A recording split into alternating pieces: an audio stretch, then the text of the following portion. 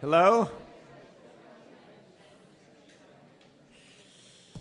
Well, we are all among friends, and that is a warm, that is a delightful, that is a beautiful feeling, to be among friends. It seems to me there's a very ancient Jewish chant about that. And some of you have supported YIVO's work. Some of you have facilitated it. Some of you have helped us in many, many different ways envision the future not only for YIVO, but for the Jewish world, which in some sense, in some respect, YIVO represents. I am Jonathan Brent, Executive Director of the YIVO Institute, and it's a great pleasure to welcome all of you to this evening's program. Many of you have come from afar. Some of you have to get away very quickly, and so I don't want to take too long. But tonight is devoted to what we call the YIVO Vilna Project, to preserve and digitize all of YIVO's pre-war collections of books and documents that are at present located in New York, here, most in this building, and in Vilnius, Lithuania. I say at present because these materials have traveled around the globe looking for a home. Some have been buried in the dirt and the rubble of the Vilna ghetto. Some have been handed to non-Jewish friends of YIVO for safekeeping during the tragic years of the Shoah. Some lay hidden in the basement of a Catholic church in Vilnius for some 40 years, put there by the Lithuanian librarian Antanas Ulpis to safeguard them from the Soviets. Some passed from the hands of the Nazis, through the hands of the Nazis, working for the Eizenstat Rosenberg en route to Frankfurt for the so-called Institute for the Study of the Jewish Question, and which were then rescued by the U.S. Army after the war and sent to New York. Some of these documents went to Paris, some to Buenos Aires, some to Israel, and some to Prague. Many documents and books were destroyed forever, first by the Nazis, later by the Soviets. So this project that we are embarked upon now is a great project of cultural, historical reclamation. I would say civilizational reclamation, because these are the only documents that really testify to what our life was, how we actually lived for 1,000 years in Eastern Europe. We call it the Vilna Project, but it is not just Vilna. It is all of Eastern Europe and Russia, Ukraine, Romania, Belarus, Latvia, Poland. Tonight, you will meet some of the people who have made it possible for us to tell this story. You will hear some of their stories, and I hope you will come to recognize through these people and their stories and what they have done the immense significance of what we at YIVO have now undertaken and how it depends upon friends, such as all of us in this room, and the goodwill of many in many different walks of life. YIVO needs the support. It cherishes this support. It is essential. It is as essential, I believe, for Jewish survival as the IDF, because this is the cultural survival of the people. The Nazis understood this.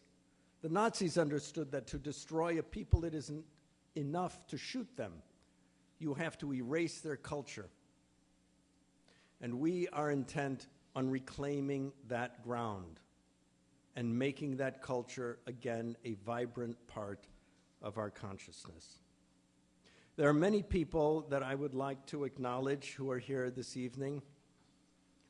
The first is the Polish General Counsel, Ewa Juncik-Żomecka, who will be departing in a couple of weeks. Ursula Gacek, incoming Polish Consul General of New York. I wish to acknowledge Laura Żelewajcie, the Consul of the Consulate General of Lithuania in New York. Hanna Rosenthal, former Special Envoy and head of the Office of Monitor to Combat Anti-Semitism in the Obama administration.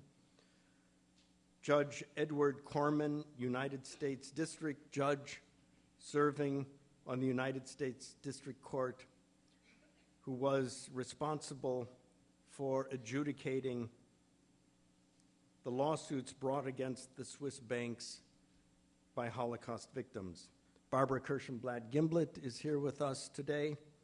She is the curator of the core exhibition of Polin, the Museum of the History of Polish Jews in Warsaw, with whom we have been collaborating, and Susan Henshaw-Jones, who is the director of the Museum of the City of New York.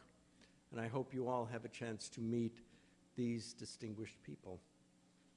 I want also to acknowledge and thank the YIVO board who are here, the co-chairs Ruth Levine and Jonathan Mishkin.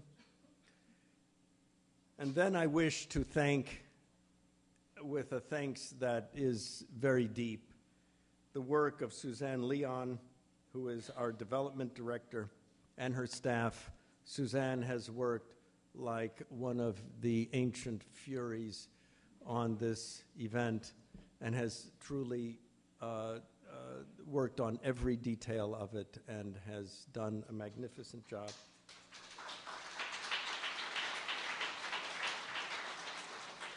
And her staff of Benjamin Antel and Melanie Halpern and Jessica Tauber. I wish then also to thank the staff of the YIVO Archives and Library.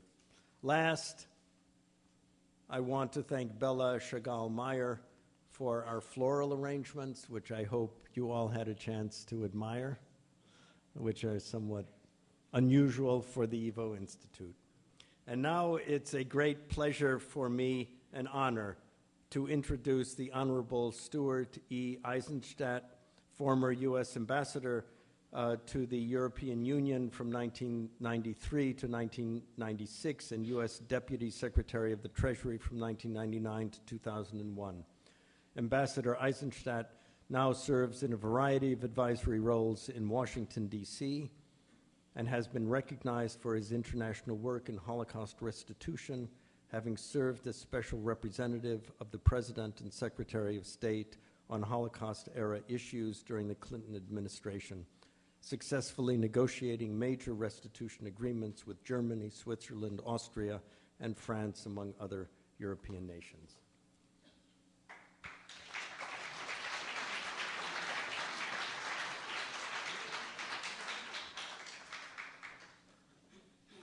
Thank you very much, Jonathan, and congratulations to all the awardees. I'm delighted to be back at YIVO and to participate in your 89th annual benefit dinner. YIVO is an extraordinary institution doing outstanding research work and work to preserve and promote the rich history of Eastern Europe and Russian Jewish communities. Jonathan, in ways you may not appreciate, for me, this is coming full circle. Because when I was U.S. Ambassador to the European Union and beginning to do my Holocaust restitution work, it took me to Lithuania. And my wife, of blessed memory, Fran, and I found a wonderful researcher who located an 1897 census in Lithuania. They have excellent records. And we found my great-grandfather, great-grandmother, his children, including my grandfather, then 12 years old, We learned from that census that 3 of my grand aunts, sisters of my grandfather, which we did not know before, had perished in the Holocaust. But also, it's coming full circle because during the course of those initial visits, I went to the YIVO headquarters. I saw the original documents and the original library and was deeply moved by what YIVO represented. The Vilna Project is very special. It's one of the most ambitious preservation initiatives in Jewish history. To preserve, to digitize, and to make accessible to the global public YIVO's pre-war and archival collections in both New York and Vilnius is the work of a lifetime that will have multiple benefits for generations to come. It will connect us with our history. The Vilna Project not only preserves YIVO's extraordinary collection of documents of over 1,000 years of Jewish history, but it will provide the knowledge and wisdom that will be readily available through the digital era to people all over the world. So, Jonathan, congratulations on that. It's a personal privilege for me to be able to recognize and to present an award to my former colleague and lifetime friend, Ambassador Anne Elizabeth Derse, the former ambassador to Lithuania who helped bring the Vilna Project into being. She is one of the most remarkable and distinguished American diplomats and public servants with whom I have ever worked.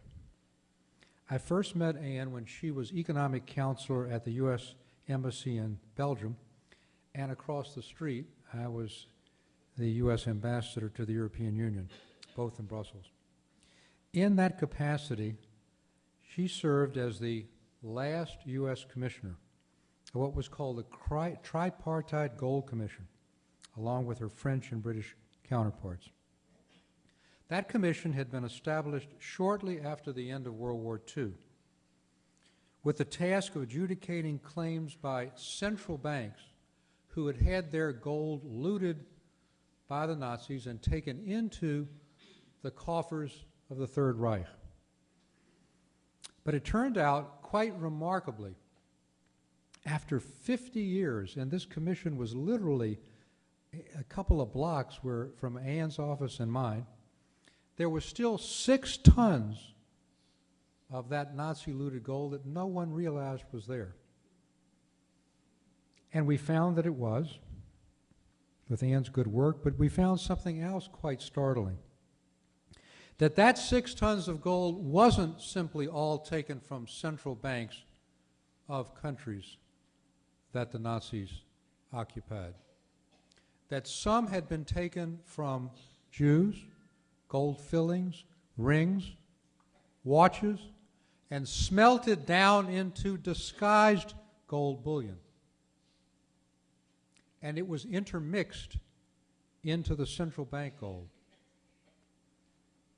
Anne and I worked tirelessly together. I first went to the Austrian representative, Hans Winkler, with whom, by coincidence, I talked with today when he was in Vienna, because I felt like with Austria's record, if they would take the lead in saying that since we can't determine how much of this gold is victim gold and how much is central bank gold, let's give it all to the victims. And that if Austria would agree to take its pro rata share and do that, others would follow, and that's exactly what happened. And in 1997 in Paris, at the Paris Gold Conference, as a result of the work that Anne and I did, we signed an international agreement. That gold was dispersed to each country and then given by those countries to their Holocaust survivors for programs and other activities. It really was a sort of miraculous activity, and that was my first time working with Anne. And frankly, if that had been the only thing, you know what we say at Passover, if it had been enough, it would have been enough. this would have been enough itself to merit this award. But that was only the beginning, because Anne then became, in her distinguished career, ambassador to Lithuania between 2009 and 2010, by which time I was back in Washington and serving as Undersecretary of State and then Deputy Secretary of the Treasury. And here we had an ambassador who had a mission. She was representing our country to another allied country, Lithuania, coming off the shackles of communist domination. But she brought something very special, and I think perhaps because of her Brussels experience. I had worked with the first post-communist president of Lithuania, Adamkus, to set up an international commission to examine Lithuania's mixed role, both as victim and with some of its citizens perpetrator, during both the Holocaust and Nazi eras. And quite frankly, that commission hit a brick wall because of internal differences. When Anne came, she worked with us to revive that commission and get it back on track. But she went much further than that. She worked with Lithuanian government officials, local and international Jewish communities, policymakers in Washington and in Vilna and in Israel, and with me, to craft an ambitious 3-year agenda, encouraging and supporting those Lithuanians seeking to address the Holocaust legacy and reclaim Lithuania's rich Jewish legacy. When Anne told me that she felt she was making progress in negotiating an agreement with the government and that I could help put it over the top, I made a 24-hour round-trip flight, and Anne and I met on a nonstop basis with the most senior Lithuanian government officials and with their legislative leaders. And the result was a $53 million 10-year program to provide compensation for Holocaust victims from Lithuania and to support other educational projects. And one of your other awardees tonight, Faina Kukliansky, head of the Jewish community there, was telling me just during the reception about how that money is being used. And I'll tell you, what a life's work it is when you know that real people are getting what you and I worked on. This now is an effort which Anne, even as she has left the Foreign Service, is continuing to work with.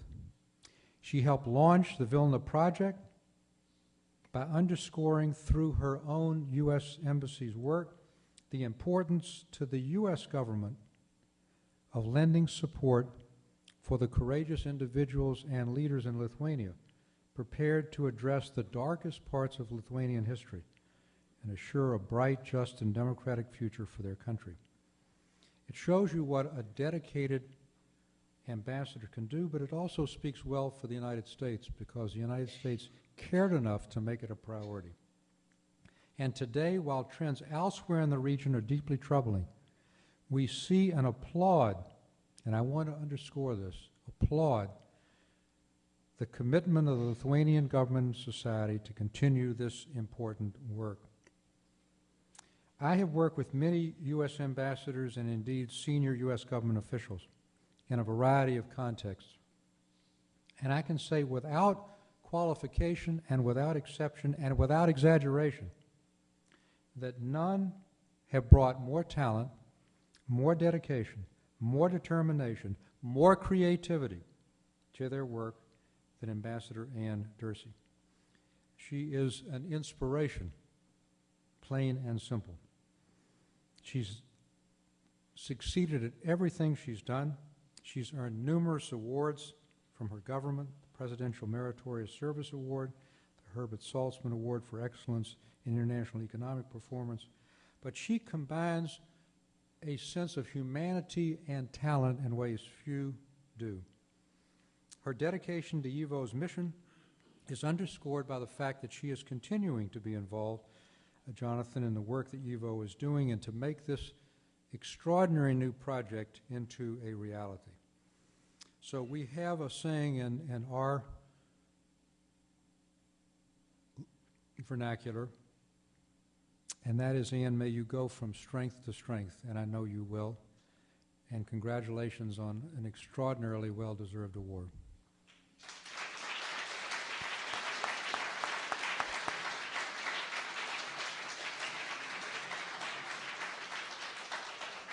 Pardon me if I have to leave a little early, but the trains don't run on my time, they run on theirs.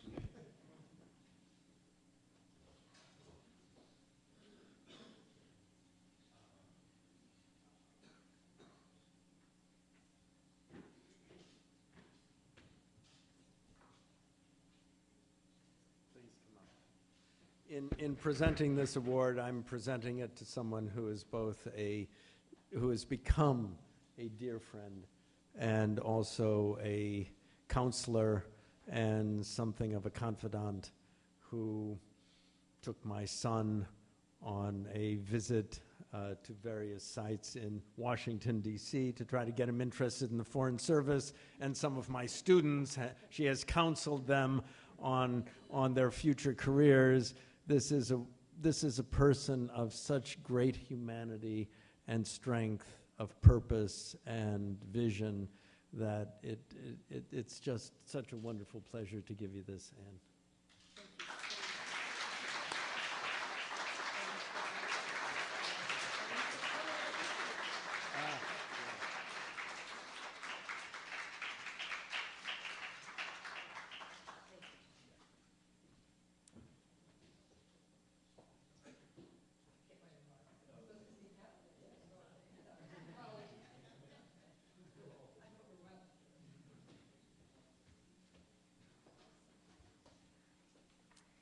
Ladies and gentlemen, good evening.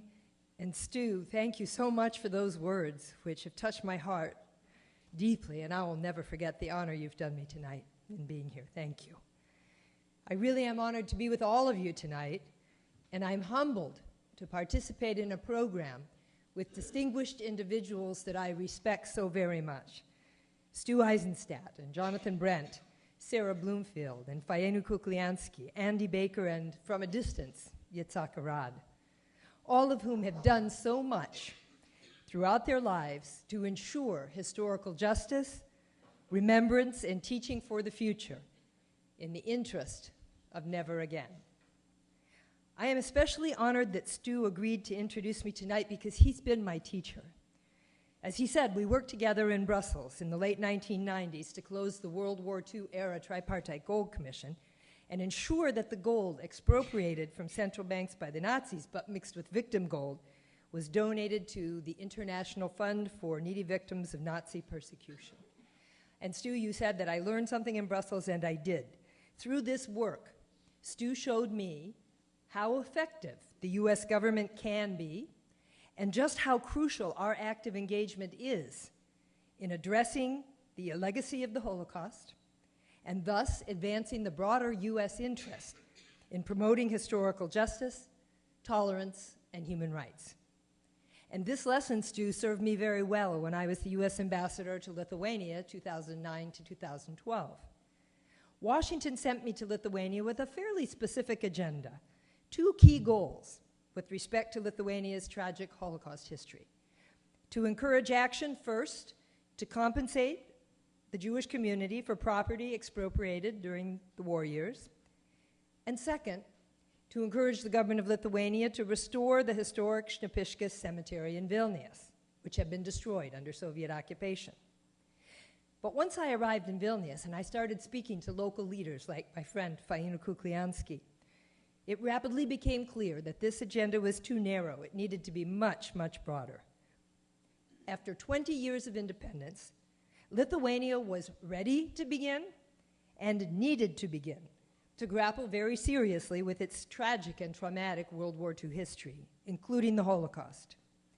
History which had been largely obscured during the years of Soviet occupation, 50 years of Soviet occupation, which left a black hole of memory, crying out for research and analysis, public discussion and debate, and ultimately for reconciliation, if Lithuania was to move forward as a modern democratic nation and a strong partner of the United States. With active support in Washington from Secretary Clinton and from leaders like AJC's Rabbi Andy Baker here tonight, the then Special Envoy for Monitoring and Combating Anti-Semitism, Hannah Rosenthal, also a dear friend here tonight, and from the U.S. Holocaust Memorial Museum, and especially its education specialist, Stephen Feinberg, and with my exceptional team at the U.S. Embassy in Vilnius, including my outstanding public affairs officer, Jonathan Berger. With the support of all these great people, the embassy threw its support behind that broader effort. We encouraged the Lithuanian government to pass a law compensating the Jewish community for expropriated property, and Stu made that 24-hour trip to Vilnius and helped me do that. We encouraged them to preserve the Shepishka Cemetery, and Hannah Rosenthal was there with the Jewish community in Europe when we commemorated the newly restored cemetery. We relaunched, as Stu said, the important historical work of the International Commission for the Evaluation of the Crimes of the Nazi and Soviet occupation regime, but this time there was something different. This time, in the presidential order that reestablished the work of that commission, there was an explicit acknowledgement of the unique nature of the Holocaust as the foundation for this commission's work. With advice from the Holocaust Memorial Museum in Washington, we offered 3 years of Holocaust education seminars throughout Lithuania for teacher trainers. We supported an international conference which included Yad Vashem, the U.S. Holocaust Memorial Museum, representatives from Auschwitz-Birkenau and Stutthof, to launch an effort that is now moving forward in Lithuania to appropriately commemorate the Panare killing site. And finally, we helped shape and support the Lithuanian government's ambitious program of cultural and educational events throughout 2011, the year which had been designated by the Lithuanian Parliament as the year of commemoration of victims of the Holocaust in Lithuania. But very important to tonight's program, we also supported the Lithuanian government's concurrent effort to rediscover Lithuania's rich history as a center for centuries of Jewish settlement, study, politics, culture, and tradition in Eastern Europe, and Vilna's very special history as the Jerusalem of the North. Recovering and understanding this unique heritage, and especially the knowledge and the wisdom associated with it, is very important for the Jewish community and for Lithuania, certainly. But I believe it is also an indispensable part of our global heritage, important to all of us and to the world. YIVO's Vilna project, by making the invaluable holdings of YIVO universally digitally available, will open this history to the world and contribute immeasurably to its preservation and its study.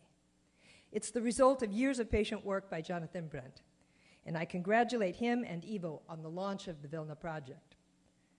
Now, the work done by YIVO and the US government was certainly instrumental, but I believe Jonathan would agree with me that our efforts would have gone nowhere, made very little progress, if Lithuanians themselves had not been ready to take action.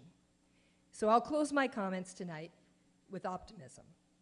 Throughout my time in Lithuania, I encountered a growing circle of courageous government, academic, and societal leaders, including many young people, a new generation in Lithuania that's been raised in a free and democratic country who have open hearts and open minds.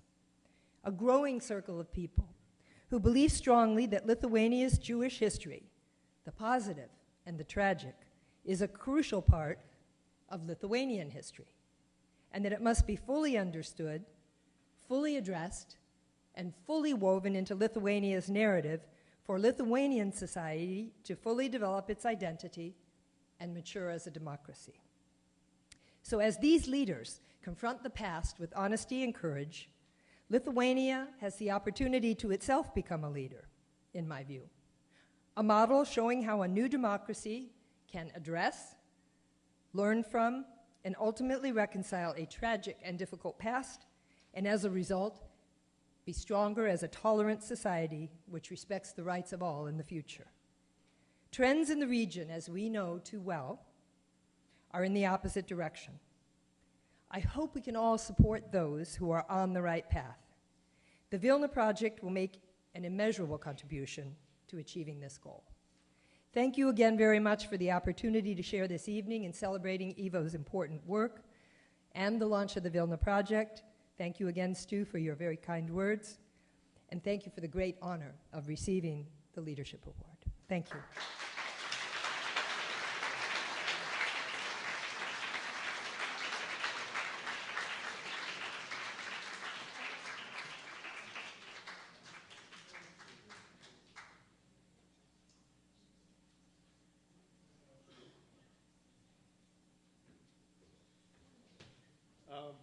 Before we continue with the rest of the program, I want to read a letter that we received just this afternoon from Avner Shalev, who is chairman of the Yad Vashem Directorate.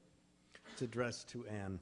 Dear Anne, I was pleased to hear that you will soon be honored by the YIVO Institute in New York. I would like to convey to you my hearty congratulations and those of my colleagues at Yad Vashem upon your well-deserved Leadership Award. This award justly salutes your noteworthy efforts and achievements on behalf of the comprehensive preservation of materials and venues related to the Jewish heritage of Lithuania and Eastern Europe. I hope that this recognition will encourage you and others to continue such worthy endeavors and pursuits. With warm regards from the Mount of Remembrance in Jerusalem, where you and yours are always welcome visitors.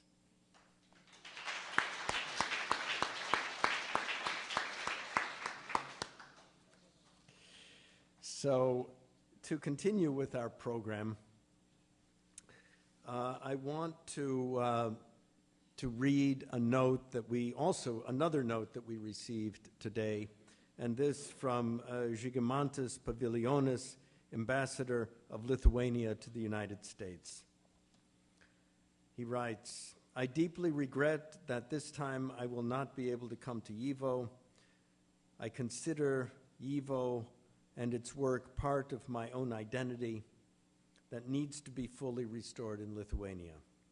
I appreciate greatly everything YIVO does in restoring harmony and our common legacy that once existed in our common motherland. I truly believe that we can achieve this again, this time together in our transatlantic family, ever more united. And let me extend my admiration to all the leaders of our common efforts honored today at YIVO, to the Honorable Anne E. Derse, Faina Kukliansky, head of the Jewish community of Lithuania, and to Yitzhak Arad, former director of Yad Vashem. It's my honor to be part of your team. Žygimantas Pavilionis.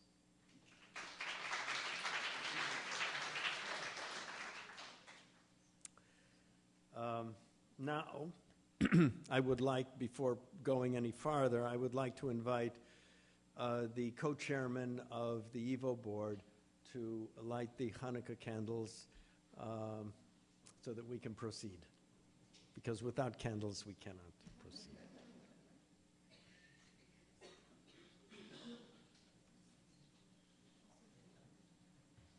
Yes, and at the same time, I want to introduce Lorin, Sklamberg, and Rob Schwimmer, who will perform a medley of Hanukkah music.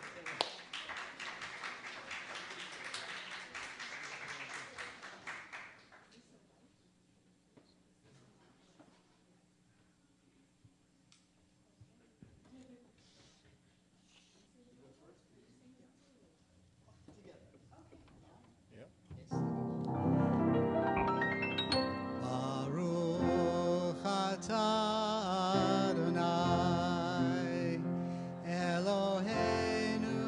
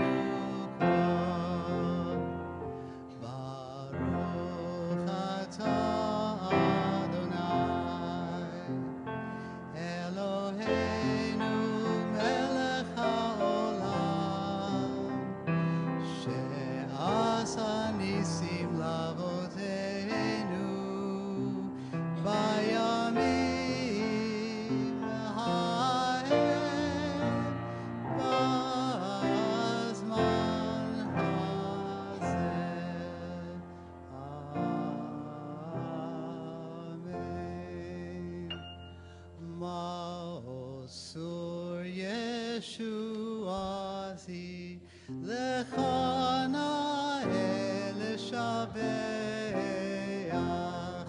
תיכון בייס תפילתי, ושם תודה נזבח, ליתכין מזבח, מצור המנבח,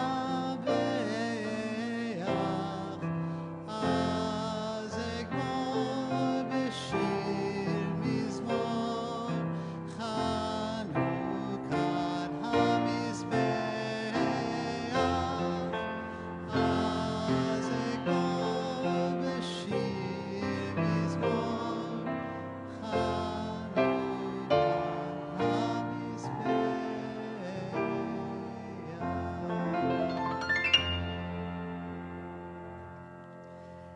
And now for the serious part of our program.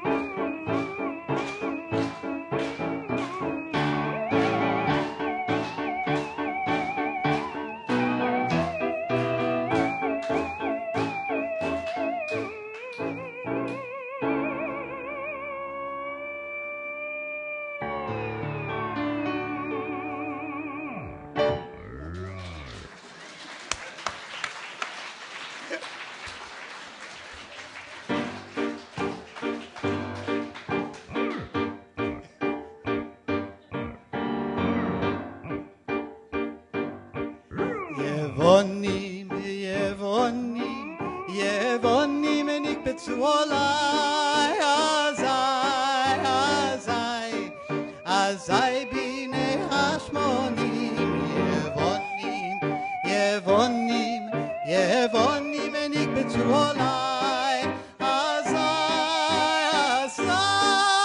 azai bine hashmonim, ufotsu choy moise migdolai, vetimu kol hashmonim, umino sarkantanim, nasonis shoishanim, ufotsu choy moise migdolai, vetimu kol hashmonim, umino sarkantanim, nasonis shoishanim.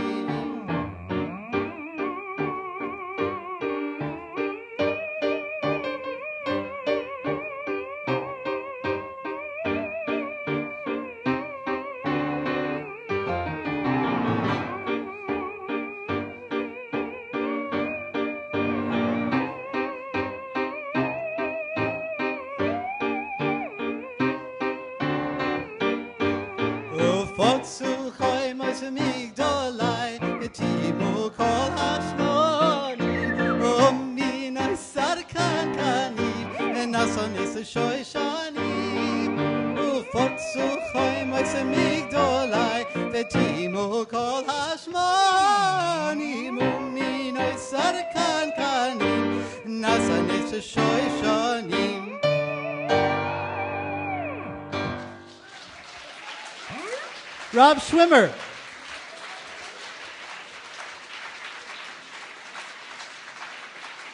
Thank you.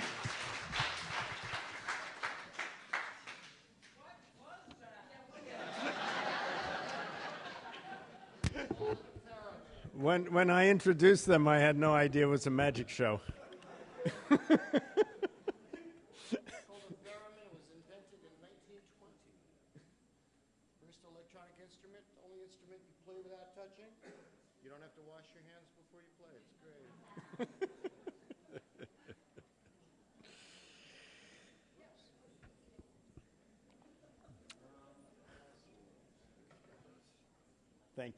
Thank you. Thank you very, very much. You're welcome.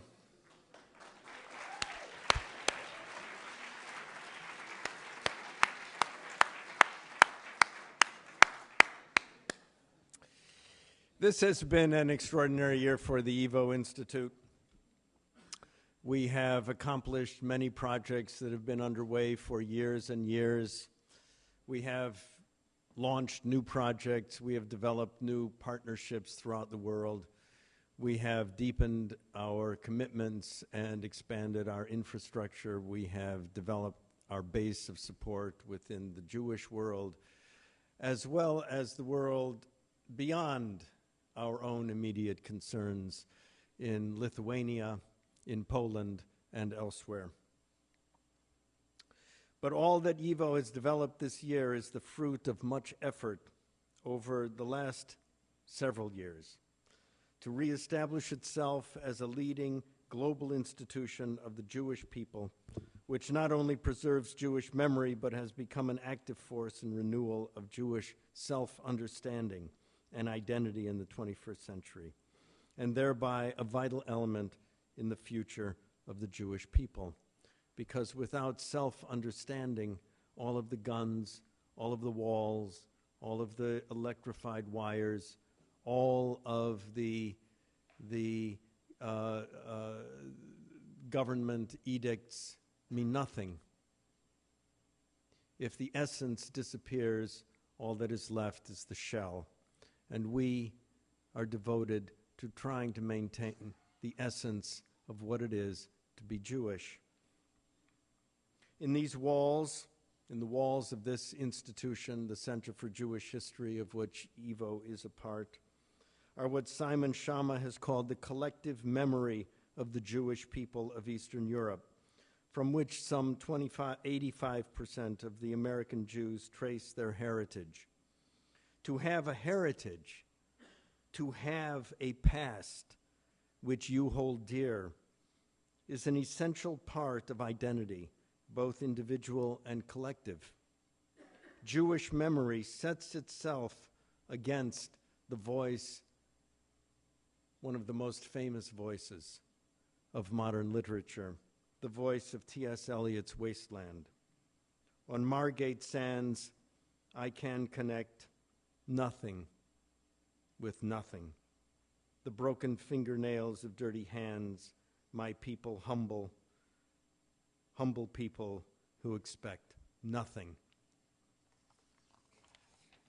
We do not stand in that emptiness of modernity, the emptiness of the broken fingernails of dirty hands of humble people who expect nothing.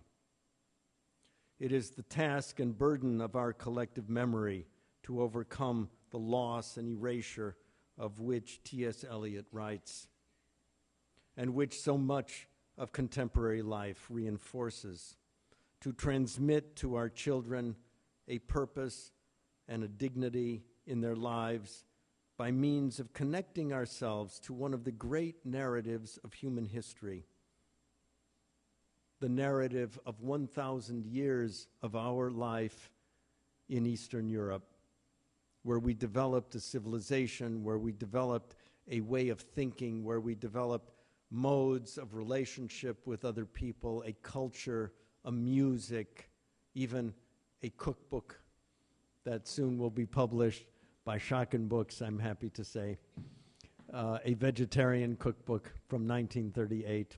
Quite a find, but there it is, and it'll be out in May 2015.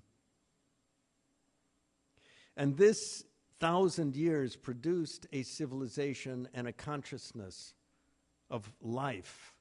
It produced a world view. And to deviate for a moment, let me say that this worldview was not a small thing.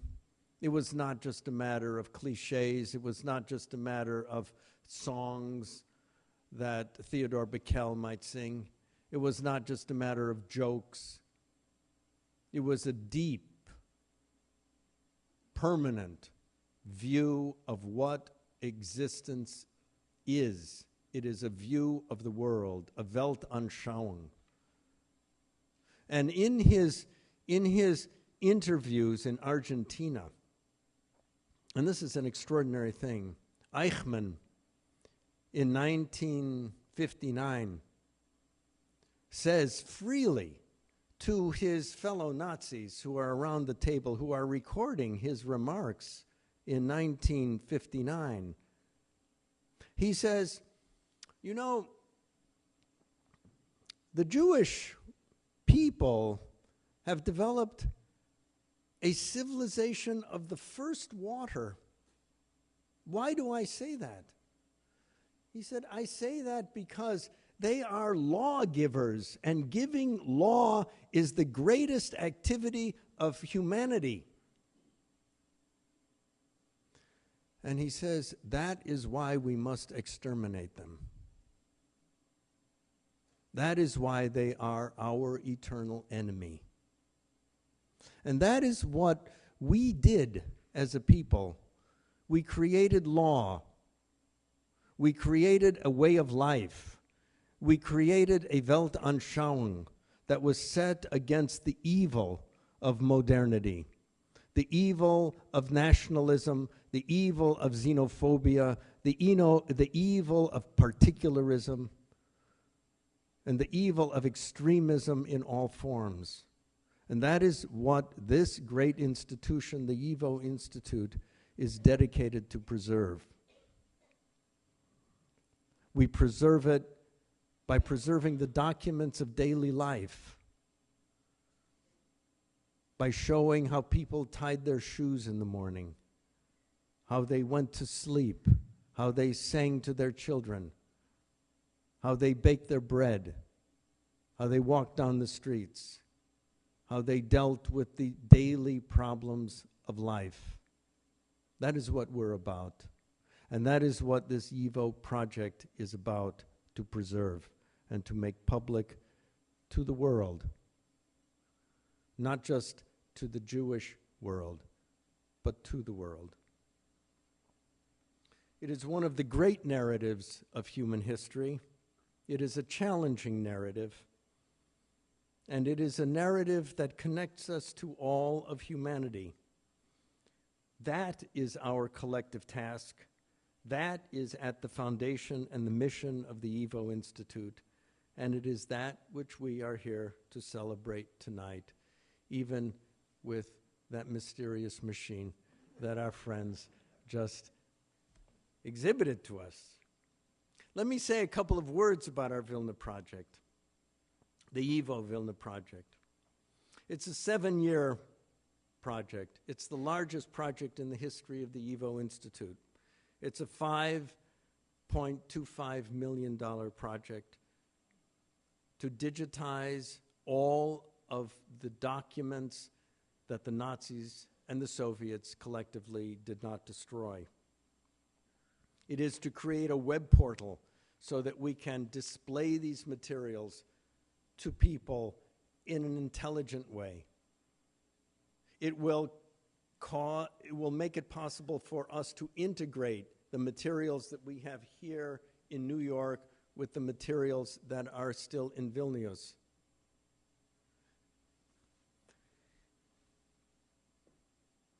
It will make it possible for people to reconnect with the actual life of our people, not with the imagined life of our people, not with the life that is represented only in the Torah or the Talmud, but with how people actually lived over 1,000 years. And so it's our great project. I'm very happy to say that Yad Vashem and the National Library of Israel have now been in touch with us to become partners to this project in very significant ways. And it is a wonderful thing for us to feel this connection to these Israeli institutions. I'm very proud of the partnership that we have developed with the Lithuanian government, which has made it possible for us now to say that the Lithuanian side of this project is fully funded, and we will commence work on it in January 2015. The board of the YIVO Institute has been extraordinarily generous in its support of this project that has been difficult to engineer over these many years, given the vagaries of politics in Eastern Europe and the vagaries of politics within the Jewish world as well. And we have also been successful in attracting public and private foundation support. It will be, in the end, a project that relates the YIVO Institute to the global Jewish community and make it possible for Jews, whether they are in New York City or Houston or as far away as New Jersey or Baluchistan or Cairo or Tokyo, to be connected to their roots, to be connected to a life of which they, in some hidden, invisible way, are still a part. This year has also seen the launching of the online guide to the YIVO archives, the website on Jewish life in Poland, and one of our wonderful and stunning accomplishments, and I urge all of you in this room to go and see it before it disappears in March of 2015, Letters to Afar, which is at the Museum of the City of New York. You really and truly must go and see this. This exhibition is of home movies that were taken in the 20s and 30s and have been edited and reformulated by Peter Forgash, and the Klezmatics have written extraordinary music for it, and it is on display at the Museum of the City of New York, which is at 103rd Street and 5th Avenue. And I urge you all to see it. We have established new partnerships with the Museum of the History of Polish Jews, Polin, in Warsaw, with the Letters to Afar, and it premiered there in Warsaw, but it is now here in New York, and in 2015 is going to San Francisco, and we are now in discussions about bringing it to London, Chicago, and Israel. We have established visiting professorships this year: the Jacob Cronhill Professorship in East European Jewish History, the Albert B. Ratner Professorship in East European Jewish Literature, and the Atran Professorship in Yiddish Language and Linguistics. And all of these are now deepening and strengthening YIVO's ability to project what it has into the general public, and to develop new research and to develop new knowledge out of the activity of our scholars. I ask all of you also to think about coming, if not this evening, then later, to visit the new Wagner Gallery on the 3rd floor of this building, which is a beautiful new installation by YIVO of Vilna, our home. It has movies, it has beautiful photographs, it has all kinds of interesting materials. And if you are interested in visiting the new Wagner Gallery, please let Suzanne Leon or myself know, and we would be most delighted to offer you a private tour. Lithuania, Israel, Poland, Ukraine, America, and now most recently the United Kingdom are all places where YIVO is having a decided impact. But we could not do any of this without all of you. We could not do this without our friends. W.B. Yeats wrote a poem, a long poem, in which he talks about all of his accomplishments. But he said, the best thing are my friends. And indeed, that is what YIVO was made out of in 1925 with the Zomlers, who collected material for free and brought it to YIVO. And it is true today that we need the support of our friends. And so now it is a great pleasure for me to introduce Rabbi Andrew Baker, who is Director for International Affairs for the American Jewish Committee, to present the award to Faina Kukliansky. Rabbi Baker is not only an expert on East European Jewish affairs, but he has been a mentor and counselor to me and a stalwart supporter of the YIVO Institute and our mission, and has given me good counsel in dark times that I have sorely needed. So it's a great pleasure to have you come to the podium, Andy.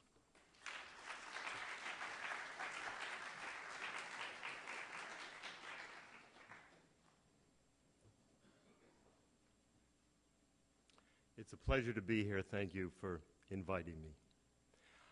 I first visited Lithuania in 1991 as it was coming out from under communism and reestablishing itself as an independent democratic state. I have been back numerous times since then, with much of my focus on the legacy of Jewish heritage and the revival of Jewish communal life there. So it was on one visit in February 1997 that I had the occasion to meet Dr. Vladis Bulavas. He was head of the National Library in Vilnius. Much attention had then been given to the vast collection of Judaica, over 100,000 volumes, along with Yiddish newspapers and other documents, that was in the library's possession. Much of it was stored in an unheated former church that served as an annex to the National Library. A battle was already underway with Jewish organizations insisting that these books and documents, and as you know, many of them were part of YIVO's original collection, should be transferred to Jewish institutions here in the United States or in Israel. Lithuanian officials, however, were adamant that these were all part of its national heritage and should remain in the country. During that visit, Dr. Boulevard said he had something else to show me. And he led me down to the basement storage rooms of that National Library building. And there, neatly arranged on steel shelves, were some 370 scrolls, Torah scrolls, fragments of Torahs, Megillot, each one tagged and wrapped in burlap and set out there on these shelves. These were scrolls that had survived the Holocaust and were ultimately gathered up and protected by that librarian, Jonathan, that you mentioned, Antanas Ulpis, really an unsung hero during those communist times. Well, books are one thing, but Torah scrolls do not belong on anyone's storage shelf. They belong in synagogues. And there began efforts, negotiations that ultimately lasted over 3 years with 2 prime ministers, but negotiations that ultimately resulted in a unique agreement to take these scrolls first from Lithuania to Israel, where they could be examined and repaired, at least those that could be repaired, and then to distribute them in Jewish congregations around the world. And so it is that today you can find essentially these Litvak scrolls now in use in Manchester, England, in Washington, D.C., in Kfar Saba in Israel, in Budapest, Hungary, and even in Istanbul, Turkey, among other places. Well, once we had successfully concluded those negotiations, the door was open to address the much more difficult question of Jewish communal property. Prime Minister Algirdas Brazauskas proposed to me that our same negotiating team take the issue up directly with his government. And that is how I first came to know Faina Kukliansky. None of us had any idea how many Jewish communal buildings there were in pre-war Lithuania, how many were still standing, really how many we might legally be able to claim for restitution. But there was someone, an attorney, a member of Vilnius' small Jewish community, who was already quite experienced in sifting through the legal and archival documents on behalf of clients with private property claims. And so Faina became our researcher and advisor in those early years, helping us to identify the specific properties that we would claim. I think ultimately we counted 438, and proposing draft legislative language that would compel their return. Those negotiations went on far longer, really well over a decade, than anyone had imagined. And if there was some silver lining in those endless gray clouds, it was getting to know Faina and also watching her move from the periphery of the Jewish community to a leadership role and ultimately to the leadership role that she now holds. She was never shy along the way, by the way, of complaining that all this was taking time from her legal practice, from her paying job. But at the same time, she never rejected any community assignment that came her way. During those years, we also witnessed other changes in Lithuania's bilateral relations with the U.S. and with Israel, and in coming to terms with its own Holocaust-era past.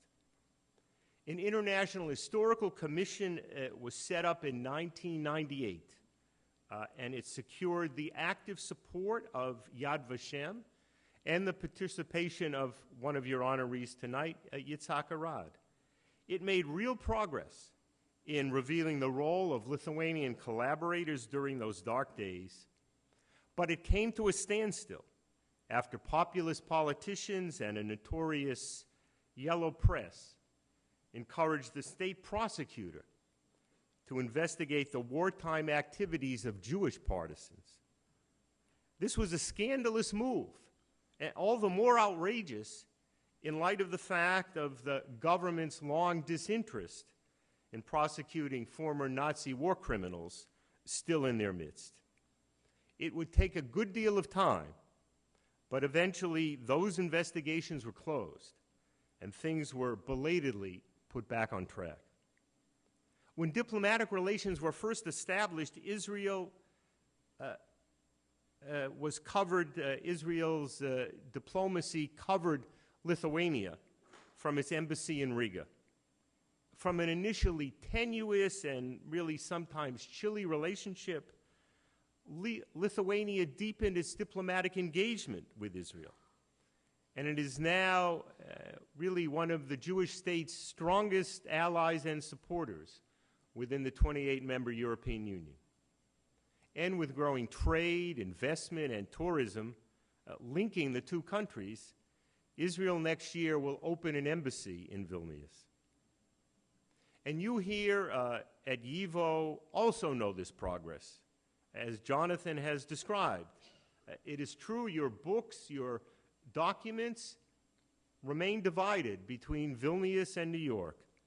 But with Jonathan's innovative leadership, with real cooperation now from the National Library in Vilnius, and of course with the new technologies available, that divided collection will at least be reunited digitally and equally accessible to someone sitting here in the Center for Jewish History or someone who will be sitting in that newly established YIVO reading room in the National Library in Vilnius. Now, it is surely no secret that the United States played the most significant role in helping to advance these issues that have so engaged us. By leveraging NATO membership, important to Lithuania then, and we realize important to Lithuania again right now, we were able to address those questions of Holocaust history, of property restitution.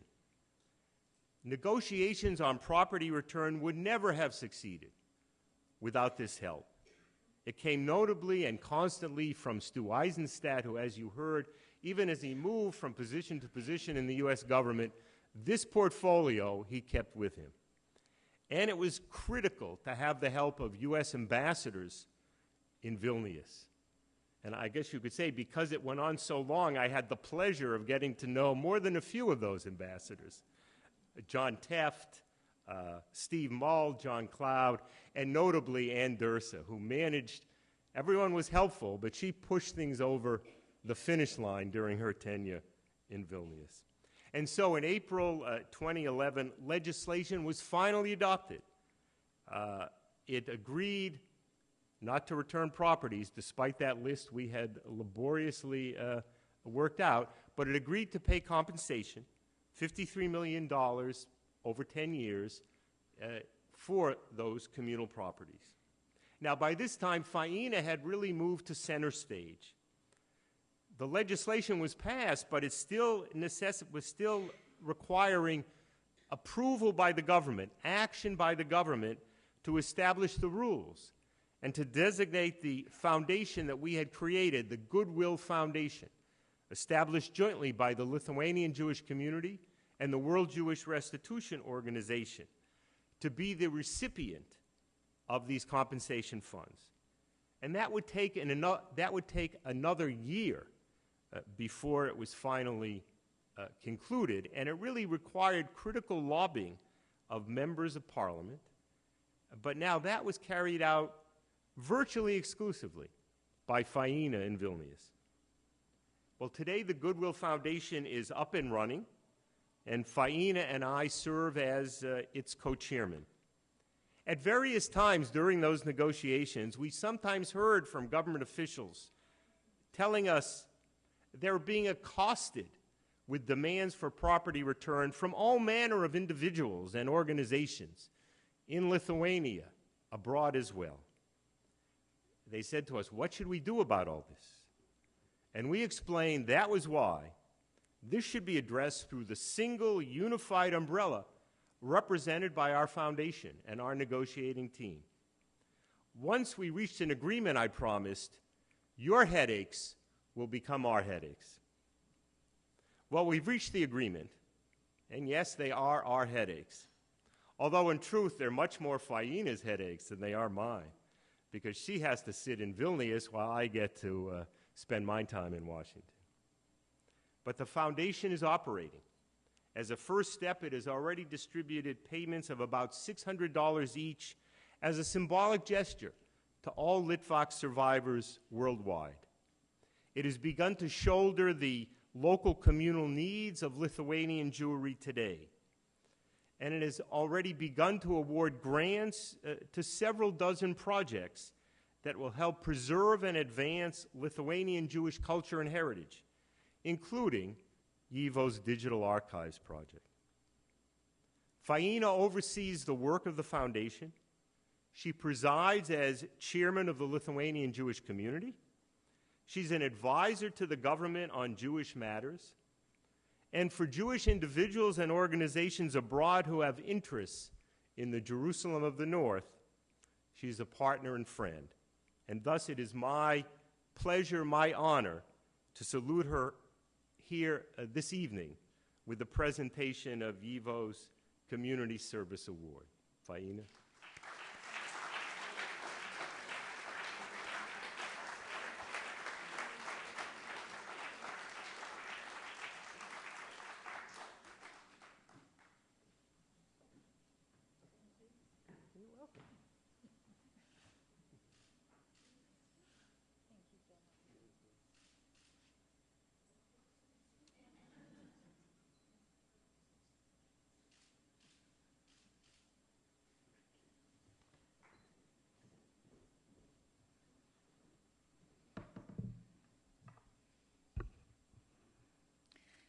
Dear ladies and gentlemen, English is not my native language.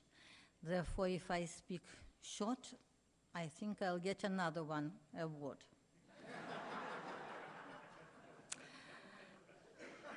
Thank you, Andy, for your nice words. It's really a pleasure to get an award and to listen about you. Such nice things. We know each other many years, and I really consider Andy as my teacher, and I ask always him to give me an advice, but I never heard so many nice words about myself. Thank you, Jonathan. Thank you, all my friends, and Susan. And really, I am very pleased today to get this award and to have all these headaches, which Andy mentioned. And I want to tell you that it is nice to work, to do a job which you like. And really all these headaches and all these troubles and everything what we passed through and what is waiting in the future, it's nothing comparing with the things which you are doing with a purpose. And you have heard the words national heritage. What's about our Jewish national heritage? Do we have this, our Jewish national heritage in our country, Lithuania, for example, which was mentioned so many times? I think, therefore, YIVO is such an important organization because YIVO is not only for the Jews.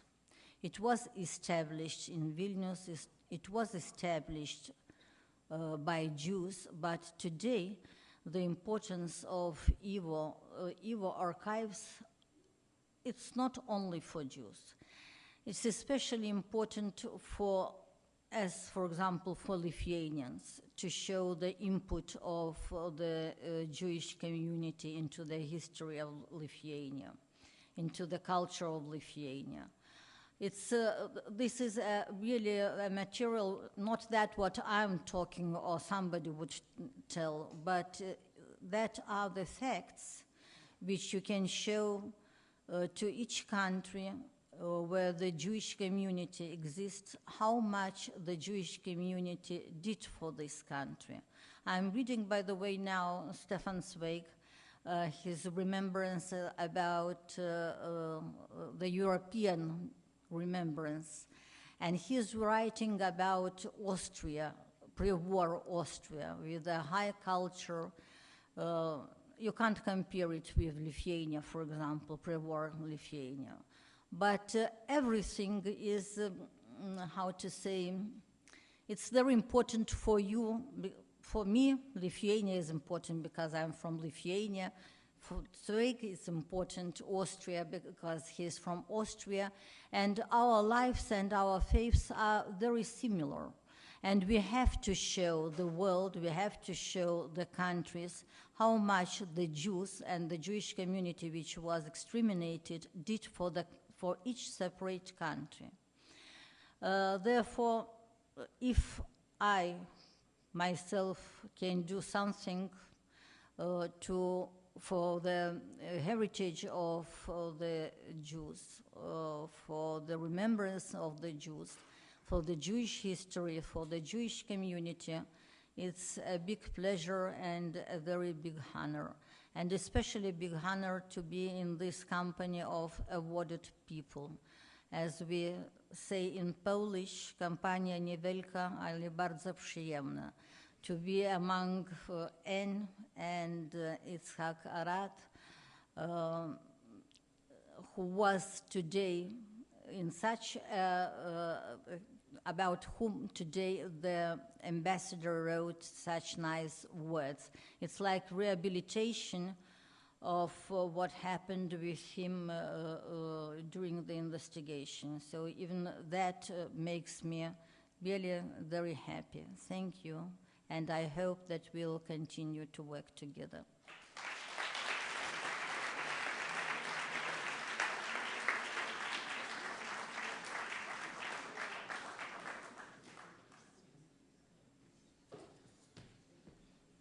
Now it's a pleasure to invite Lorin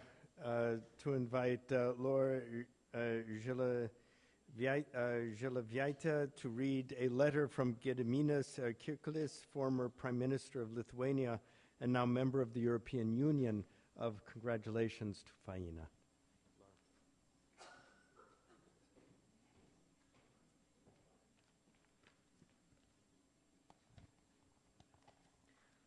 First of all, I would like to thank YIVO Jewish Institute for organizing these awards, and a special thanks to Jonathan Brent and of course Susan Leon.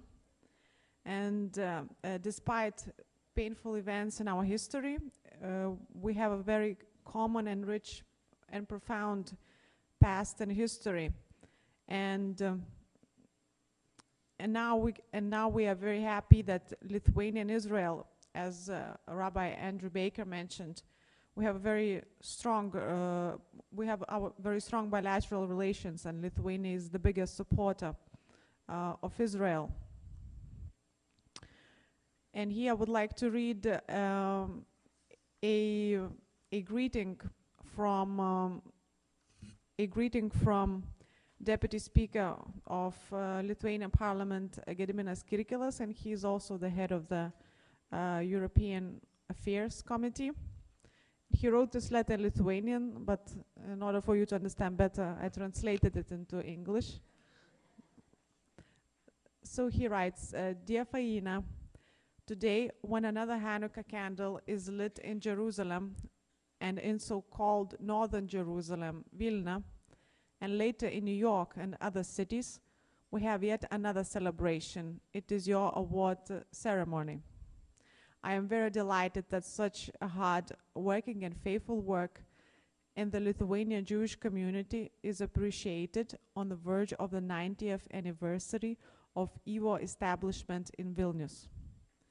We are very happy that Her Excellency Ambassador Ann Derse and Yitzhak Arad are also receiving the awards.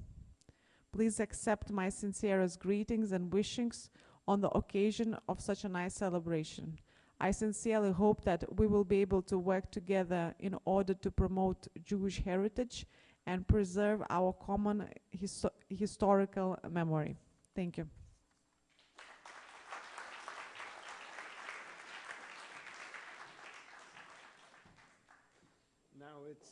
Now it's a pleasure to invite Sara Bloomfield to present the award to Yitzhak Arad. Sara is director of the United States Holocaust Memorial, a museum in Washington, D.C., and has worked extensively in leadership and educational training on Holocaust topics.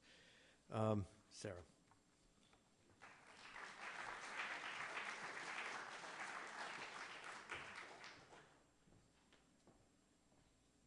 First of all, it's just great to be here because I know all the honorees, all the presenters. It's a little bit of a reunion. So congratulations to all of you, and it's great to be in such wonderful company. I have to say something about YIVO first as an institution before I talk about Arad. And that is just what an incredibly important institution it is. And to all of you who support it, you are doing amazing work. You know, for every problem and every opportunity, we Jews like to create organizations. But we have to create at least 3, because 1 will kind of flounder, and then 2 have to be there to argue with each other and all that. But YIVO is singular, absolutely singular. And as Jonathan said, letters to afar, just go see that, and that's all you need to know. And I would just say that to you and your team, Jonathan, the work you do only becomes more important every single day. It only grows in its significance, so bravo. Now to my friend Yitzhak Arad. I'm here really speaking on behalf of all of my colleagues at the museum because they all join me in this salute to our longtime friend and partner who has always been known to us as Tolka. When I told my colleagues about this opportunity to pay tribute to him, they offered many accolades about his pivotal leadership in Holocaust studies and his pioneering works on partisans, the Vilna Ghetto, Operation Reinhard, and Jews in the Red Army. But equally important are their accolades about him as a man of character. Now, of course, a man of the resistance is thankfully a very tough man, but they spoke about his kindness, his gentleness, his openness, his accessibility, and something that is sometimes rare in scholars, his willingness to help other scholars, always ready to share his sources and be a mentor to other scholars. So he's a true mensch, but also a man of determination and accomplishment. He was absolutely decisive in shaping not only Yad Vashem, the institution, but the nascent field of Holocaust studies as well. To appreciate the magnitude of his accomplishment, it's important to remember that he assumed the leadership of Yad Vashem at a challenging time, only 15 years after it opened and a mere 27 years after the end of the war. The early years of scholarship were fraught with issues of politics, memory, and identity, as you can well imagine. And one of the earliest scholars in this fledgling field was the late Raoul Hilberg, himself a refugee from Nazism. Today, he is, of course, now considered a founding father of the field of Holocaust studies. But back then, in the early years, Raoul had many issues with Yad Vashem. But those struggles were finally tempered after Yitzhak Arad arrived. Raoul himself, also a very driven and at times acerbic personality, not given to praise, wrote this about Yitzhak Arad in his memoir, aptly titled The Politics of Memory. He wrote, quote, "Arad struck me as intelligent, plain-speaking, and purpose-oriented." In fact, one of my colleagues witnessed Raoul's struggles with Yad Vashem, and he told me that after these struggles, it was Arad who finally had the vision to see what was really important, to immediately cut through the problems of bureaucracy and personality that were preventing the publication of an important book. So Tolga is a man of vision and action. He sees the big picture and keeps his focus on the most important thing. He probably acquired that important skill in his youth amid the turbulent and increasingly dangerous mix of Polish nationalism, Soviet communism, rising Nazism. It's hard for us to imagine the pressures, uncertainty, and terrible fear that Polish Jews faced before and during the war. The smallest decision could have the gravest consequence. His decision to join a Soviet partisan unit saved his life and would later end up haunting his life. But the partisan fighter eventually found his way to Palestine, where he joined the IDF and also became an academic. As a soldier scholar, he is part of a distinguished tradition, but his life, although distinguished, was hardly traditional.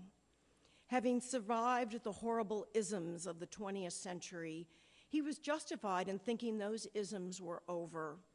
Yet in recent years, as has been referred to tonight, he faced one more fight, this time against Lithuanian nationalism.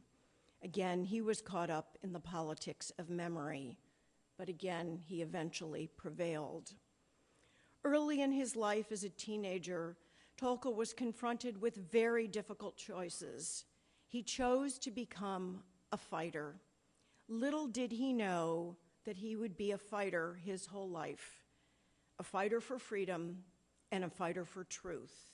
And tonight we honor him for waging those battles with courage, intelligence, and determination, and for reminding us of the enormous impact one man, a vision, and action can have.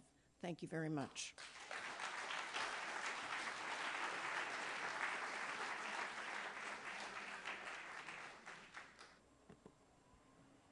My fate put me in a position that I was witness and in some way active in the two major events, most crucial events of Jewish history in the last 2,000 years of our history. It's the Holocaust and the creation of the State of Israel.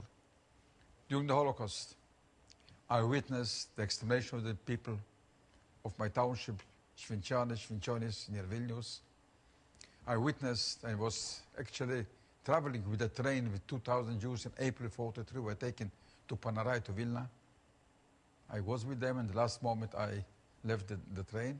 During the Holocaust, I was for 3 years keeping arms and fighting Nazi Germany in the ranks of the Soviet partisans, and later in the ranks of the Soviet army, till Germany was defeated, actually, till the fall of Berlin.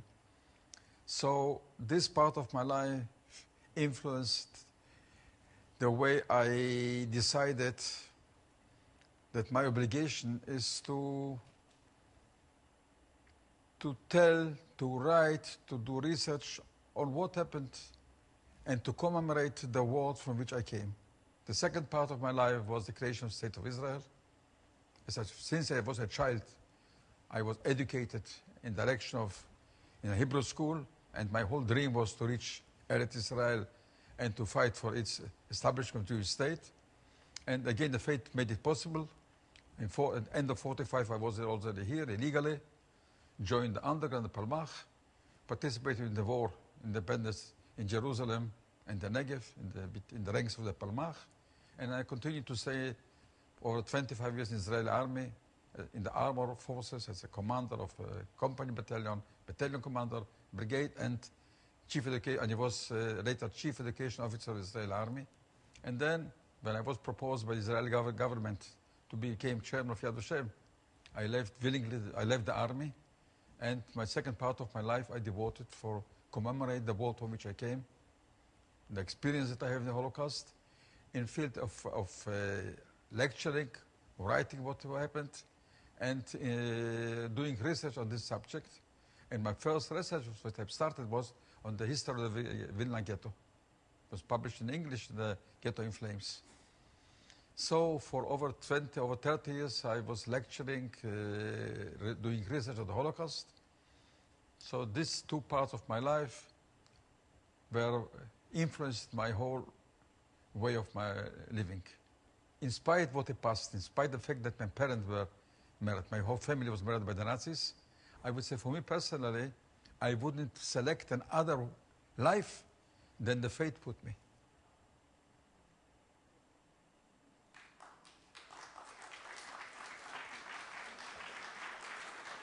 the roots for any nation, its roots are the history of its past.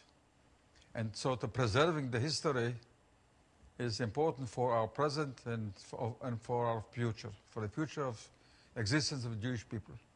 Especially the history of the Eastern European Jewry, which I would say it for many hundreds of years, this was the center of Jewish world, is crucial and important. The Holocaust, of course, I would say, put an end to the long years history of the Eastern European Jewry. And therefore, to preserving it is crucial and essential for our future.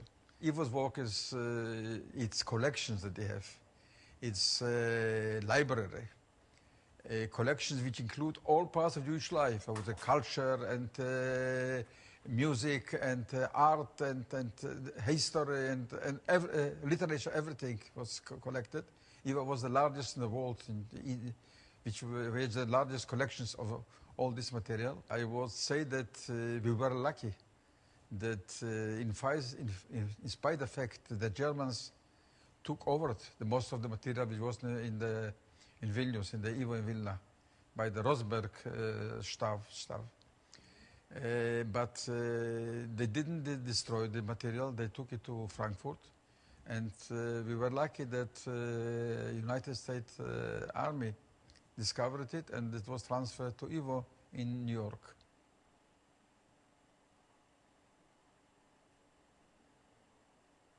I think that in order to preserve all this, the preservation of the material, and especially to digitize it now, because the future is in digital world. It's not only in reading, but it should be easy to find it, to approach to it. And so I think that the new project by YIVO now, which is in cooperation with Lithuania, with the Lithuanian archives, and so it's a very important project for the future to preserve and to digitize all the material for study, for research, for commemorating our history of the Jewish people. Jewish people are facing now a problem of assimilation. I know that every year, not quite important segments of our people are in direction of assimilation. Therefore, the activity of YIVO, and I would say many institutions which are now in Israel, Yad Vashem and others, to preserve all this for the future and to make it accessible for the younger generation in the language that they understood. This is of highest importance.